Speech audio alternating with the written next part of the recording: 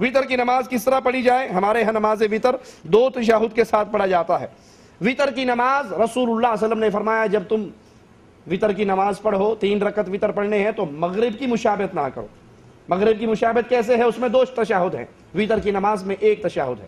پہلی رکعت پڑھی کھڑے ہوگے، دوسری پڑھی کھڑے ہوگے، تیسری کے آخری تشہد میں آپ نے بیٹھنا ہے جس میں سلام پھیرنا ہے، درمیان میں تشہد نہیں ہے۔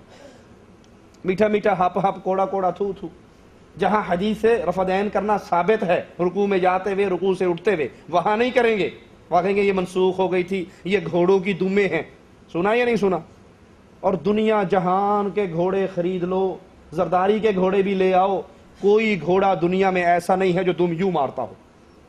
میں اس گھوڑے کی قیمت ادا کرنے کے لیے تیار ہوں جو گھوڑا دم یوں مارے۔ گھوڑا ہمیشہ دم یوں مارتا ہے، اور کبھی یوں رفع دین ہوئی؟ رفع دین تو یوں ہے، اور گھوڑا کبھی یوں دم نہیں مارے گا، وہ ہمیشہ سائڈوں پہ دم مارتا ہے، سیدھی اوپر نیچے دم نہیں مارتا۔ اب یہ گھوڑوں کی دم کی بات کیا ہے؟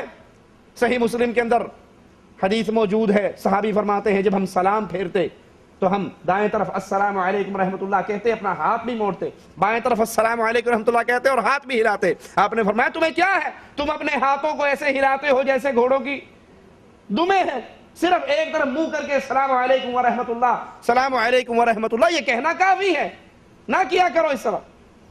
اور ملنگ سے کہا ملنگ صاحب نماز پڑھ لیا کرو، کہتا نماز پڑھنا کرے ایڈا اوکھا کام۔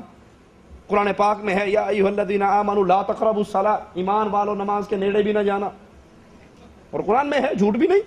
اس نے کہا ملنگ صاحب قرآن میں یہ تو ہے لیکن آیت پوری پڑھو، وانتم سکارا، جب نشے میں ہو۔ کہنا ہے نکتے عمل کر لیں دے اگے پھر ویکھاں گے۔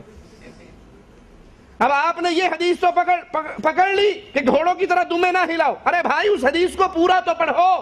صحابی کہتے ہیں ہم سلام پھیرتے وقت جب السلام علیکم ورحمۃ اللہ کہتے تو اپنے چہرے کو بھی موڑتے اور ہاتھوں کو بھی موڑتے، جس سے رسول اللہ صلی اللہ علیہ وسلم نے منع فرمایا۔ یار لوگوں نے یہاں سے اٹھائی اور اس کو رکوع میں جانے اور رکوع سے اٹھنے کی رفع دین پہ فٹ کر دی۔